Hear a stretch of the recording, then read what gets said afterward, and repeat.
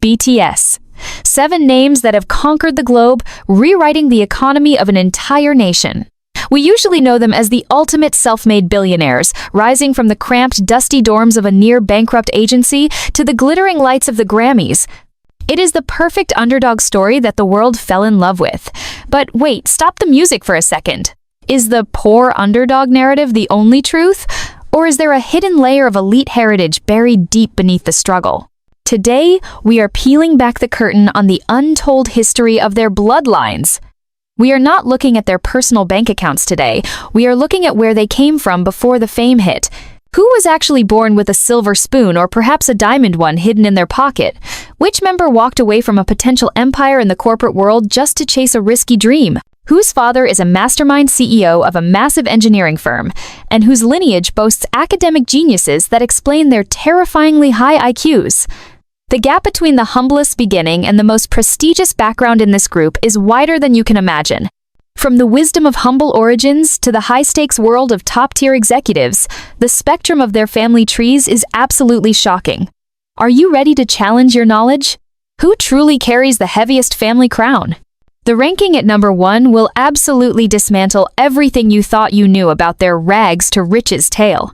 Let's dive into the secret legacies of the biggest boy band on Earth. Number 7. V. Kim Taehyung. The crown prince of Jeochang who traded the plow for the global stage, a legacy of soil and soul.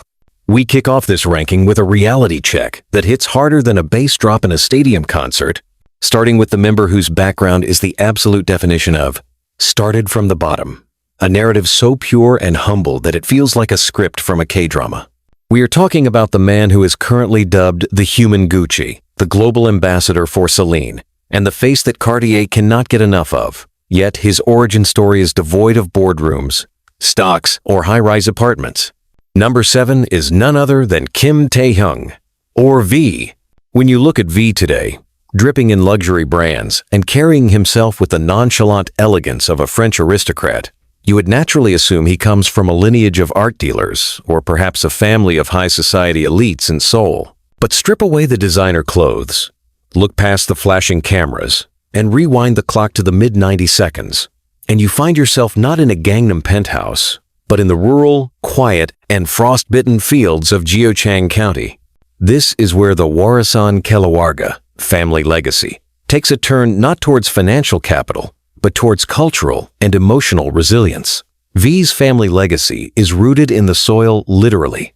Born into a farming family, V's heritage is one of hard labor, calloused hands, and the simple, grueling life of agriculture. This places him at number 7 because, in terms of material assets and corporate lineage compared to the rest of the group, his starting point was statistically the most challenging. He didn't grow up hearing about stock markets.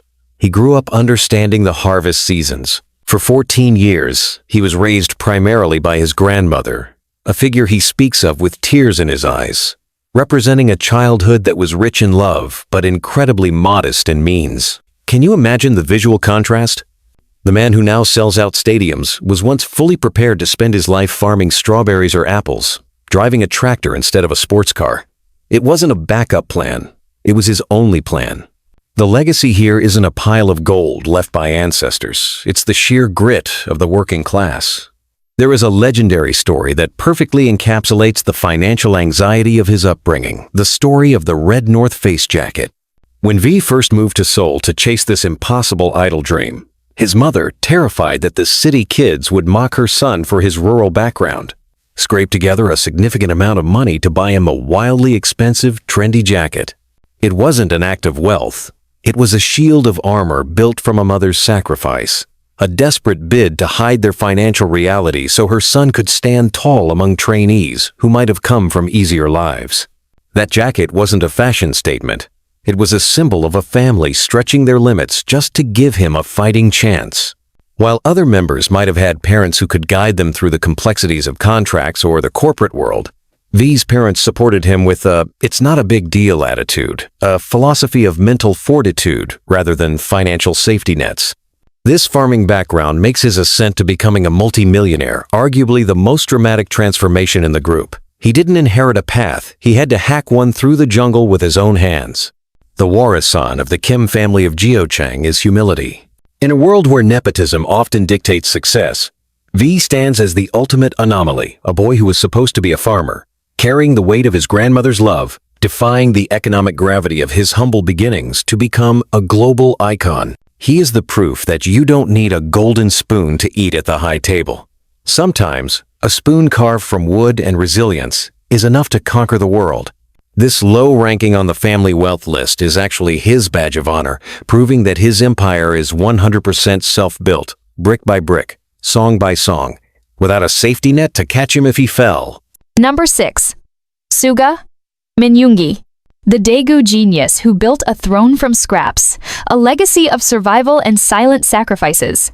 If number 7 was about the resilience of the rural soil, number 6 takes us into the gritty, unforgiving concrete jungle of Daegu to meet a man whose family legacy is defined not by what was given, but by what was desperately lacked. Coming in at number 6 is the mastermind producer, the rap god, the man who can silence a stadium with a single whisper, Min-yoongi, better known as Suga or August D. Today, he holds the black card that only the top 0.05% of Korea possesses, and he casually buys multi-million-dollar luxury villas in Hanamdong with cash. But the Warisan Keluarga of the Min household? It was a legacy of anxiety, survival, and a terrifying lack of safety nets. While not agricultural farmers, Suga's family represents the harsh reality of the urban working class that faced significant financial turbulence. Why is he ranked here, just above V? Because while V's family had the stability of the land, Suga's family history is marked by a frantic struggle against instability, creating a psychological environment where dreaming was considered a dangerous luxury. His parents didn't oppose his music because they hated art. They opposed it because they loved him and were terrified of the poverty that often comes with it. This is the crucial detail that makes his backstory so heartbreakingly cinematic.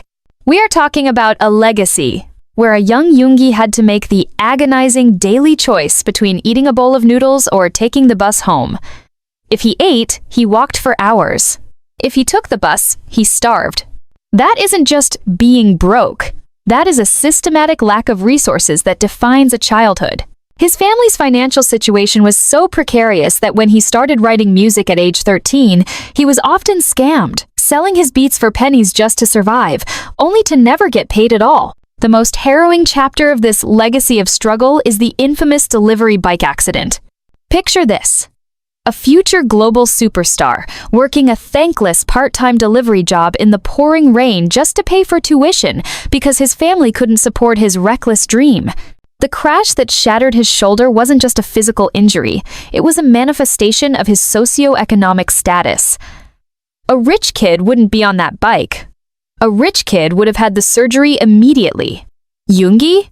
He hid it. He treated his shattered shoulder with nothing but pain patches and silence because he was terrified of being cut from the debut lineup, knowing there was no family fortune to fall back on if he failed. He told the agency he fell down the stairs because the truth that he was working a menial job to survive felt like a weakness in the glossy world of K-pop. This is a background where the inheritance was trauma and the drive to never be poor again. His parents, rigid and practical, even threw away his lyric books. An act that undoubtedly scarred him but also fueled the Minstradamus fire to prove them wrong. This is why number 6 is so pivotal. The Min family legacy wasn't money. It was the brutal lesson that the world owes you nothing. When you see Suga crying on the floor of the shower in his solo tracks or bowing to his parents at a concert, you are witnessing the healing of a generational wound caused by financial fear. He didn't inherit a kingdom. He built one from the ashes of his own hardships, turning the Han, deep sorrow, resentment, of his upbringing into a multi-billion-dollar musical empire. He is the ultimate zero-to-hero archetype, proving that even when your family legacy is one of opposition and scarcity, you can still become the king who wears the crown. Number 5. J-Hope, Jung Hoseok. The pride of Gwangju, born from the ink of literature and the stability of the golden middle class. We have climbed out of the freezing fields of Jeochang and escaped the hungry streets of Daegu to arrive at a turning point in our ranking, landing squarely in the warm, stable, and intellectually nurturing embrace of the Korean upper middle class with number 5, the sunshine of the group, J-Hope. This is where the narrative shifts dramatically from survival of the fittest to the freedom to dream. Jung Ho-seok's family legacy, or Warisan Keluarga, isn't about struggling to put food on the table. It is about the immense privilege of stability and social respectability. Born in Gwangju, a city historically known as the cradle of democracy and art in Korea, J-Hope's background is the perfect example of a solid, well-educated household that provides the perfect runway for a child to take flight. His father was not a farmer or a struggling laborer, but a respected high school literature teacher. You have to understand the cultural weight of this. In South Korea, a society deeply rooted in Confucian values, a teacher, sensei, seon-sang-nim, holds a social status that commands immense respect, often higher than that of regular business owners. This profession guarantees a stable government salary, a robust pension, and a position of authority in the community. This means young Ho-seok grew up in a home where the lights never flickered due to unpaid bills, and the fridge was never empty. This financial safety net is the silent heritage that allowed him to pursue something as risky as street dance. Do you think dance lessons are cheap? Think again. J-Hope attended the prestigious Joy Dance Academy, the same academy attended by other K-pop legends, and the tuition fees for professional training, specialized gear, and travel expenses for dance battles across the country are exorbitant. While Suga was selling beats for pennies, J-Hope's family had the warisan of disposable income to invest in his talent. This places him at number 5 because, while he isn't the son of a CEO, he is the son of the golden middle, a demographic that can afford to nurture a child's passion without risking the family's survival. Although his father was initially strict, a classic trait of an academic patriarch who wanted his son to focus on books rather than breakdancing, the conflict was ideological, not financial. Once J-Hope proved his dedication by dancing in the living room with no music just to show his passion, his family became his biggest financial backers, supporting his move to Seoul with a comfort that V and Suga could only dream of. Furthermore, this teacher's son legacy instilled in him a sense of discipline, order, and professionalism that he is famous for today as BTS's dance leader. He didn't just learn to dance, he learned to teach, to organize, and to lead, mirroring his father's pedagogy. Let's not forget his sister, Jung Ji-woo, a highly successful fashion entrepreneur and influencer. This screams that the Jung DNA is wired for success and business acumen, supported by a family foundation that allowed both children to take entrepreneurial risks. J-Hope's backstory is the happy ending of the Korean dream, a stable family, a respected father, and the resources to turn a hobby into a global career. He ranks here because his struggle wasn't against poverty, but against the high expectations of an academic household. He proves that having a safety net doesn't make you lazy. It gives you the platform to jump higher than anyone else. He is the bridge in our ranking, separating the self-made strugglers from the true elite lineages we are about to uncover. Number 4. Jungkook, Jeon Jungkook, the golden prodigy of Busan, inheriting a legacy of artistry, athleticism, and boundless freedom. We have reached the midpoint of our countdown, the bridge between the comfortable middle class and the true elite aristocracy of the group. If J-Hope represented the stability of the academic world, number 4 introduces us to a different kind of currency, the genetic lottery and the luxury of absolute freedom. We are talking about the golden maknae, the man who seems good at literally everything he touches, Jeon Jungkook. Why does he rank at number 4, sitting comfortably in the upper echelon of our list?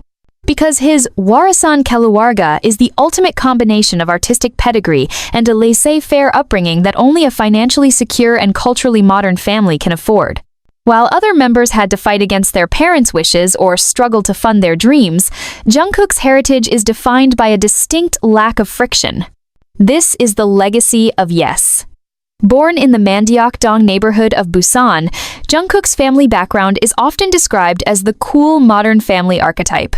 His father, a former professional bowler, a sport that historically implies leisure time and disposable income, and his mother, a sharp and energetic figure, provided a home environment that was not just stable, but actively cultivated talent without the desperate pressure of survival.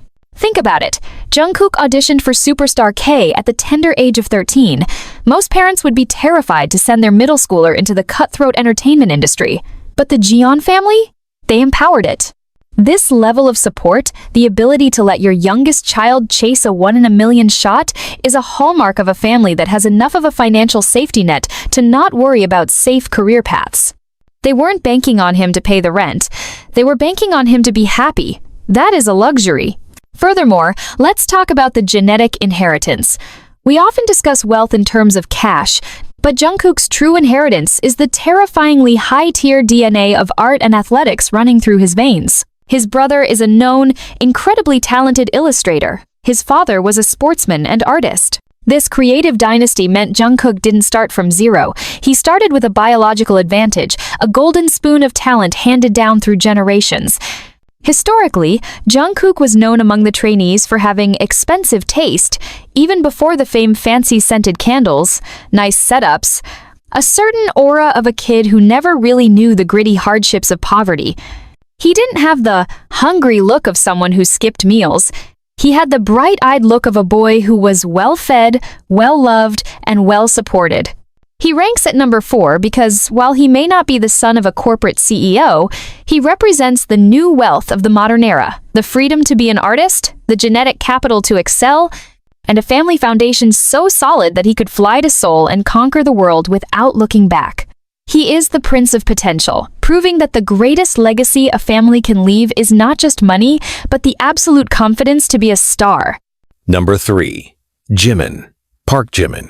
The philanthropist Prince of Busan, who inherited a legacy of business empires and high society benevolence. Ladies and gentlemen, brace yourselves, because we have officially crossed the velvet rope into the VIP section of this ranking. If the previous members represented the working class or the stable middle class, number 3 represents the entrance into the dazzling world of business ownership and local aristocracy. We are leaving the realm of employees and entering the Vlosen of employees, the realm of employers. Standing tall at number 3 is the man who moves like an angel, but possesses the financial backing of a young prince, the one and only Park Jimin. Why is he ranked this high, leaving the golden maknae and the hope of Gwangju behind? Because Park Jimin's Warisan Keluarga is not just about money, it is about influence, community standing, and capital ownership. While other parents were working for companies, Jimin's father was busy building them. Born in the vibrant coastal city of Busan, Jimin's family background is the definition of the elite merchant class. His father is a highly successful business magnate in his own right, owning the famous Magnate Cafe, a massive, industrial chic establishment in Busan that is less of a coffee shop and more of a pilgrimage site, estimated to generate immense revenue. But before that, his family owned the popular Ziller karaoke establishment. This transition from one successful venture to another proves a generational aptitude for commerce and entrepreneurship. This is old money energy in the making. But here is the shocking detail that cements his spot at number 3. His father is an active, prominent member of the Rotary Club in Busan. For those who don't know, the Rotary Club is not just a hobby group, it is a global network of business leaders and community elites. Being a member, especially a high-ranking one, signifies a level of social prestige and connection that goes far beyond a simple paycheck. It implies that the Park family sits at the table where decisions for the community are made. This legacy of benevolence is the true inheritance Jimin received. We often see Jimin donating hundreds of millions of won to the Busan Office of Education, secretly funding desks and uniforms for students. Where do you think he learned that? He inherited it directly from his father, a man known for his consistent, high-level philanthropy. This family doesn't just have wealth, they distribute it, which is the ultimate sign of financial security. You don't give away millions unless your own vaults are overflowing. Furthermore, let's talk about his education. Jimin was the top student at the prestigious Busan High School of Arts, specializing in modern dance. Do you know how expensive it is to raise a contemporary dancer? The private lessons, the costumes, the specialized training. It is a path usually reserved for the sons of the wealthy, as it carries a high risk with no guarantee of return. Yet, his father supported this expensive dream without hesitation, a testament to their financial robustness. There is a specific aura around Jimin, an elegance, a politeness, a soft-spoken confidence that screams, well-raised socialite. He didn't have to fight for survival on the streets. He fought for perfection in the studio. supported by a family foundation that was as solid as a rock. While Suga was worrying about bus fare, Jimin's family was worrying about how to best support the local education system. That is a massive leap in the family legacy hierarchy. He ranks at number 3 because he represents the Busan royal family vibe, a blend of economic power, social responsibility, and cultural patronage. He is the proof that behind the sweet smile lies a powerful lineage of business leaders who taught him that true wealth is not just what you keep, but what you give back to the world. The Park family legacy is one of noblesse oblige, placing him comfortably above the middle class and knocking on the door of the true corporate elite. Number 2. RM Kim Namjoon. The intellectual crown prince of Ilsan who abandoned a corporate throne for a microphone. A legacy of high-tech aristocracy and genius DNA. We have arrived at the penultimate position, the silver medalist of our family legacy ranking, and the atmosphere has just shifted from wealthy to prestigious. If Jimin represented the local business elite of Busan, number 2 takes us straight into the high-octane, polished, and intimidating world of Korea's corporate aristocracy and intellectual elite. We are stepping into the impeccably planned city of Ilsan to meet the man whose family background reads like a blueprint for a future president or a CEO of a Fortune 500 company. He is the leader, the brain, the god of destruction, and the diplomatic face of K-pop, Kim Namjoon, known globally as RM. Why does he sit so high on this throne, surpassing successful business owners and the golden middle class? Because RM's Warisan Keluarga is deeply entrenched in the upper echelons of South Korea's corporate hierarchy, specifically tied to the massive conglomerates known as chaebols. While the details are often kept private, it is an open secret in the industry that RM's father is a high-ranking executive at SK Telecom. You need to pause and understand the magnitude of this. SK Telecom is not just a phone company. It is part of the SK Group, the second largest conglomerate in South Korea, trailing only behind Samsung. To hold a high-ranking position in such a titan of industry means you are part of the nation's economic engine. This isn't just about having a high salary. It's about wielding influence, possessing stock options, and existing in a social circle that includes the movers and shakers of the country. This places RM at number 2 because his family legacy provided him with a golden ticket of intellectual and financial resources that is statistically rare. Born in Ilsan, a satellite city famous for being the home of wealthy professionals, diplomats, and intellectuals who want to escape the chaos of Seoul while maintaining their high status, RM's childhood was the epitome of elite grooming. Just look at the evidence of his educational inheritance. In Korea, education is the most expensive luxury, and RM's academic track record screams unlimited resources. He scored in the top 1% of the nation in his mock university entrance exams. Do you think that happens by accident? No. That is the result of what he admitted himself, attending over 50 different academies, hagwons, as a child. The cost of sending a child to 50 cram schools, covering everything from advanced mathematics to foreign languages, is astronomical, equivalent to the price of a luxury car every few years. Furthermore, his family sent him to study abroad in New Zealand at a young age to master English.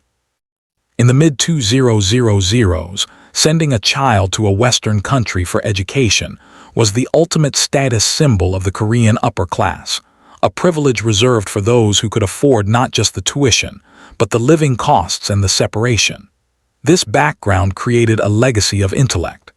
He wasn't just fed food, he was fed knowledge, culture, and a worldview that was global before he even debuted. The most dramatic twist in this Warisan story is the sheer magnitude of what RM gave up. This is what makes his ranking so emotional. Most trainees join K-pop to escape poverty, like Suga, or to find a career, like J-Hope.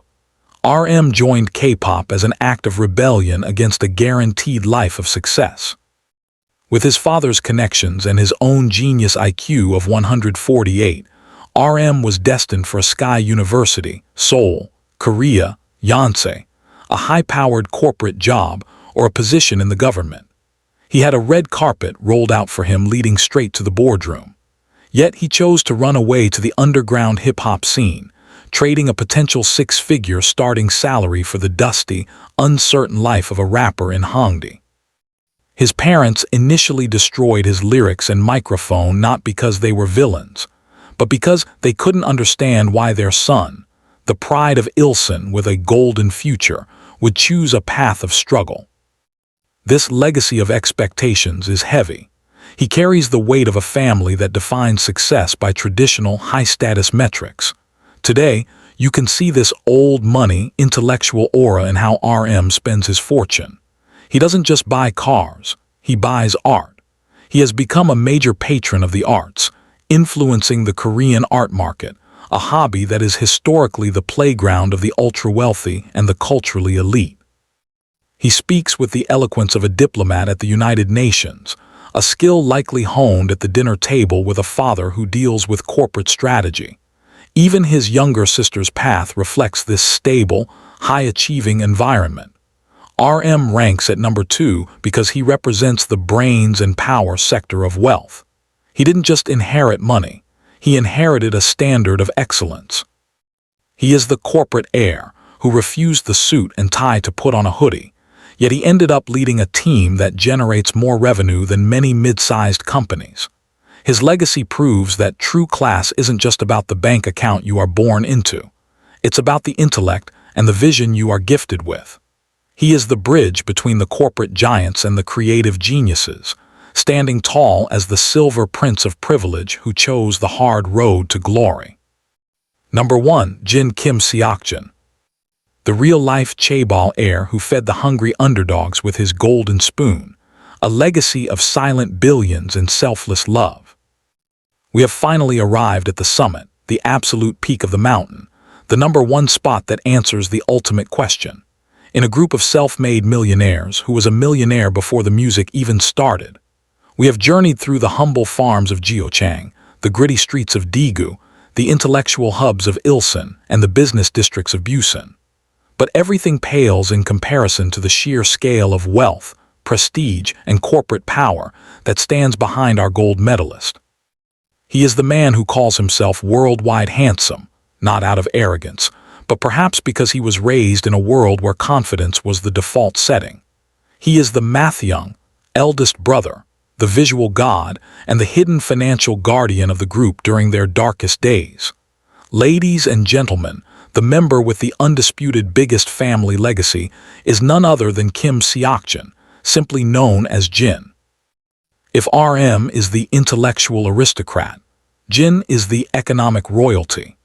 While the members rarely speak about their families in detail to protect their privacy, the breadcrumbs dropped over the last decade paint a picture of undeniable opulence that borders on K-drama fiction. It is an open secret in the industry that Jin's father is a CEO. But not just any CEO of a local startup. Reports and persistent insiders suggest he is the CEO of a major corporate entity, possibly a massive supplier for global giants like Samsung, or deeply connected to a German automotive company. In the hierarchy of Korean capitalism, this puts Jin's family in the 1%, the elite class that drives the nation's GDP. This isn't upper middle class. This is generational wealth that allows for a lifestyle the other members couldn't even fathom during their trainee days. Let's break down the evidence of this Warisan Keluarga that screams luxury. While other members were playing with toys, Jin was growing up playing golf and skiing. You have to understand the cultural context of South Korea in the 90s and early 2000s. Golf and skiing were not accessible sports for the common man. They were exclusive markers of high status, reserved for families who could afford club memberships, expensive equipment, and trips to resorts. Jin didn't just stumble into these hobbies. He was raised in them. Furthermore, his educational background includes an exchange program to Australia during his middle school years. Sending a child abroad, paying for international tuition, homestays, and travel was the ultimate flex of financial muscle in that era. But why does this place him at number 1, and why is this narrative so emotional rather than just envious? Because of what Jin did with that privilege. This is the part that will make you cry. In the early days of Big Hit, the company was broke. The dorms were cramped, smelly, and infested with fruit flies. The food budget was non-existent. The younger members, Jungkook, V, Jimin, were growing boys who were essentially starving, surviving on cheap convenience store food. Enter Jin. He didn't use his golden spoon to separate himself from the group. He used it to feed them. There are legendary stories of Jin using his own personal allowance, which was likely substantial, coming from a CEO father, to buy expensive ingredients like meat and steak for the members. He would borrow his mother's credit card to take the hungry kids out to actual restaurants, filling their empty stomachs when the company couldn't. He didn't just act as a vocalist, he acted as a financial savior. Imagine the psychological relief for a young, homesick Jungkook or a struggling Suga, knowing that Jin Hyung had their backs. Jin could have easily quit. He could have returned to his luxurious family home, attended a top-tier university, taken over his father's company, and lived a life of comfort without sweating in a dance practice room for 15 hours a day. He had the ultimate plan B, yet he stayed. He chose the struggle. He chose to sleep in a room with bunk beds and shared bathrooms, trading his silk pajamas for cheap training gear, all because he believed in the team. This legacy of choice is what makes his one ranking so powerful. It is easy to endure hardship when you have no other choice, like Suga or V. But to endure hardship when you have a golden exit door waiting for you, that takes a level of dedication and love that is immeasurable. Even his aura reflects this high society upbringing. Have you noticed how Jin never seems desperate for attention, yet commands it effortlessly? That is the old money confidence, a deep-seated security that comes from never having been made to feel less than. He jokes around, acts goofy, and lets the younger members tease him not because he is weak, but because he is so secure in his status that he doesn't need to prove his authority.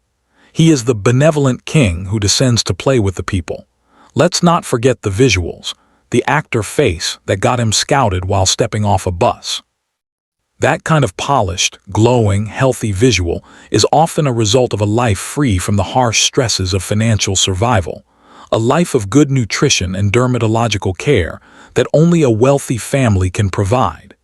Even the rumor about his mother being a former Miss Korea adds to this dynasty of perfection, suggesting he hit the genetic jackpot just as much as the financial one.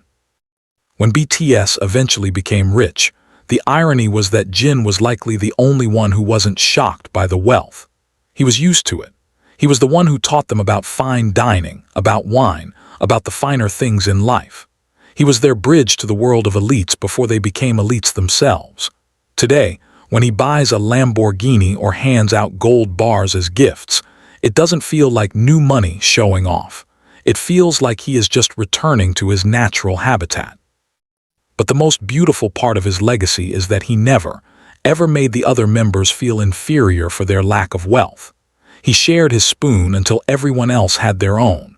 He is number one not just because his father is a CEO, but because he possesses the heart of a provider. He is the silent guardian who used his family's empire to build a new empire called BTS. He is the ultimate proof that the greatest use of wealth is not to hoard it, but to nourish the dreams of those around you. Kim Seok-jin, the Prince of Gwacheon, the savior of the dorm days and the undisputed king of family heritage, sits rightfully on the throne at number 1, reminding us all that true nobility is found in service, not just in status.